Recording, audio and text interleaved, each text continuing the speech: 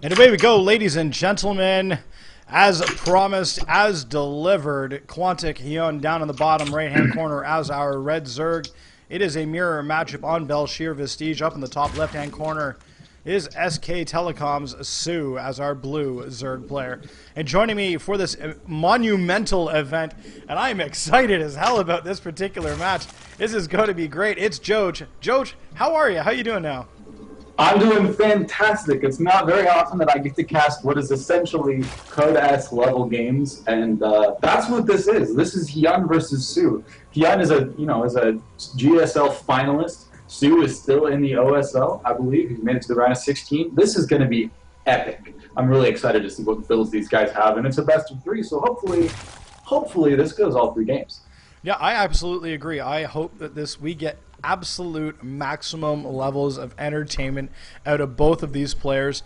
Obviously, Hyun is no slouch at all. Second place in the Code-S. And then at the same token, you've got Sue, who's just damn good. Plays for Kespa, and of course, placed. I think he's actually placing very well. Season 2 Premier League in Korea with the WCS. So both these guys are so good. I can't wait. And we've got a pool first out of Sue. Does Hyun do the same? That's the big question. No, he's going to go hatch first, actually. And I don't know how this could work out. I mean, is he going to be banking up another, so he's going pool into hatch and then apply some pressure? Or is he just going to go straight to applying a lot of pressure? What are your thoughts? Sue's definitely going to go and expand. He's going to go for that 15 pool into 16 hatch kind of play style. This is just like a safer variant of the hatch first that Hyun's doing. Hyun's going hatch, then pool, and then we'll add on gas later, most likely. Yeah, there's the gas for Hyun.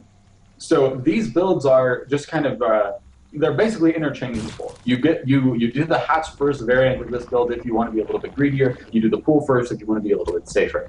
But around 6 minutes, these builds equalize. So don't expect this kind of opener to really affect the game too much, because neither side got gas much earlier than the other. So they both have speed around the same time, and no side will have a huge window to be aggressive compared to the other. But I'm interested to see what Sue's going to do. Normally, if I was going to say anything about this game, the one thing I would expect is that Sue's going to do something weird. Sue is a weird guy. He makes weird plays, and they work for him. If you watch the OSL round of 32, you know, I mean, granted, that was a different format. That's best of 1. But Sue played a very aggressive, very timing attack-oriented style of Zerg, which is something that we haven't really seen since Lennox's big run through everything, actually, I guess, when he was going through back-to-back MLGs. And Sue is gonna be a guy to watch for sure. Keep an eye out for any crazy weird stuff. Yeah, we do see that he got a great deal of scouting information. In fact, his Overlord went in, took a peek, and then is now floating all the way back out before the Naturals Queen can even get a couple of shots on it. It's just a little bit out of range, so it would have to actually leave creep. It wouldn't be able to catch up. Surprisingly, Queens off creep are still slower than Sloverlords. And over on the right-hand side in the base, speed is being researched. Actually, for both players, actually, for that matter. And I'm interested to take a quick peek. They both pretty much started it within 5 seconds of each other. A Baneling's Nest, though, being the big difference here for Sue. He does have that down. That will give him a great deal of added defense. He can even use it offensively if he chooses to, but I think this is so that if there's any Lings coming into his base, he'll at least have a handful of units that will really dispatch them quite quickly. Oh, this is weird. This is very weird. When I was saying Sue was going to do some weird games, I'm actually wrong. Sue is playing standard, and Hyun has grabbed a sub 6 minute third base without a Baneling Nest. This is the greediest possible thing you can do. I don't even. Oh, this is going to be weird. And Hyun is making quite a few circlings.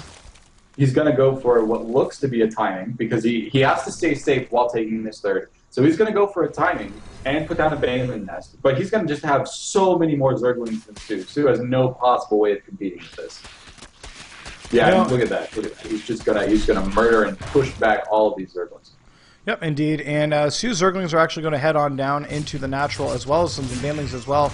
But I don't think they're going to get any good connections, because the Queens are doing a lot of damage to them before they get in. Meanwhile, at the same token, It looks like we do have some Lings working away onto the ramp, onto these queens that are stuck on there. Yes, they do have big fat butts, but they are not blocking these Lings this time around. And unfortunately, the Lings do drop them both. There's a cancel on. I think that was a... Was that a spine crawler? I think that just got canceled there. But then at the same time, Workers trying to actually get out of here. There is a couple of Banelings being morphed in here, at least one on the ramp, 2 in total actually. And but I don't think it's going to be enough. And they do connect on some of the Banelings. Su does mop it up, but at the end of the day, I think he incurred some losses. Actually, evened out the losses themselves. And he's going to push out the small group. 6 to 5 Workers lost in between the two. And as we can see, Ling's now leaving Hyun's base as well. So Hyun also being able to counterattack. As you can see, he did actually manage to hold. He does have himself a Baneling nest as well, and a couple of Banelings here as well. So, like you say, very unorthodox play. Ling's traveling both ways. This is very, very similar to that last match we just did with Sasquatch and Puppylisk. And this is, except with Banelings this time around, but it looks like a lot of aggression by both players. Oh man, that was a nasty Baneling hit at the Lings that ran into Quantic Hyun's natural. Su's going to try and morph some Banelings in the natural. It looks like, yeah, 6 Banelings. That can potentially do a lot of damage. There are still Lings alive from Hyun in the base of Su, and the worker count is pretty much dead. It's 23-22 favoring Su, but only barely. The third base is up for Hyun, but this is an all-in base. This was intended, I'm not sure what for it, but Hyun has said, I don't actually want to use that as a first base. I want to attack. Oh gosh, the Banelings. Oh my god. That's so awesome. Now that's 22 Workers versus 11, and Hyun is on 3 bases, and Su is feeling pretty comfortable. Oh wow, that was impressive to say the least. I love it when you see those Baneling hits. They're just so good. And it looks like Hyun's trying to return the favor, but not able to do so. The Banes that he was waddling on his way in there aren't able to do a whole lot of damage, and they're getting escorted by these other Lings. It looks like they're going to get into the mineral lines themselves, but are they able to connect? No, not so much. Good splits here by Su trying to keep his Workers alive, but the Lings are in the lines here. Just a Queen and a couple of Lings are going to try and come up and help on out. It's just unrelentless pressure here. Hyun knows that he needs to do a lot of damage and really affect the income of Su. Otherwise, he's in trouble just due to the fact that his main just basically got destroyed as far as worker counts go. And as you can see, still applying a lot of pressure, still doing a lot of damage. Workers are killed 18 to 12, so he is bringing it up and matching up the kill count so far with regards to Workers. He's just heading back and forth, but I think that is going to get mopped up by Su. And that will end this round of aggression between these two players. Although, that being said, Su looks like he's going to stream some Lings across the map down towards the third. Yeah, and actually, through that aggression, Hyun said, oh, okay, I'm going to attack, and I'm not going to make anything behind us. He made a bunch of drones, so now Hyun is not out. Hyun has refueled his economy, but he's got to deal with these Lings so that he doesn't lose all of these drones. He doesn't lose the Queen. He did lose the Queen, unfortunately. But this third base really has not paid for itself, unfortunately. There is some Banelings here. He's got to be really careful. Both sides have to be super careful if they don't connect to the Banelings, because a big one misstep could lead to all of your Lings dying. And when that happens, you might lose a third if you're Hyun, or you might lose your ability to have presence on the map if you're Su. This is very close. Someone once described Ling-Bane fights as like fighting blindfolded with a knife, and that's kind of what it's like. It's very, very high energy, very tense. But Hyun is holding. Hyun has 3 bases. Hyun has a 10 worker lead all of a sudden. Where did that come from?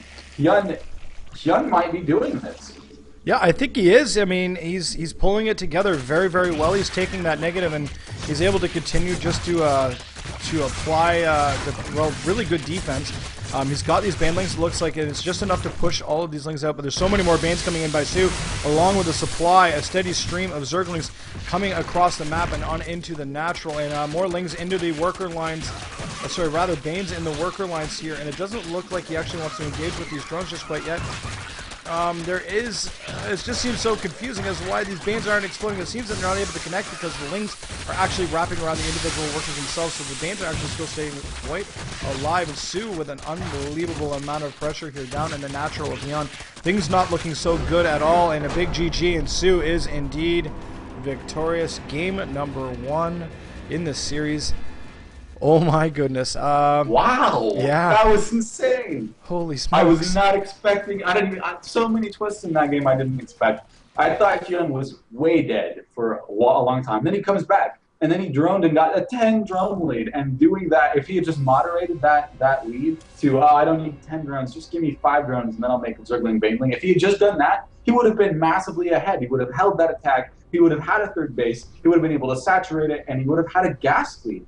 Hyun had done an incredible job coming back into that game that I thought he was just totally done for. Yep. But that was incredible. Yeah, it was. And those Baneling hits in the main, that was just absolutely huge. But that's just game number 1 and best round. It's the best 2 out of 3 on this one. So we're going to go back, take a quick commercial break, and then we're going to come back for game number 2 between these fantastic players, Sue versus Hyun, here at MLG Spring Championship in Anaheim. Ladies and gentlemen, stay tuned. Quick commercial break. We'll be right back.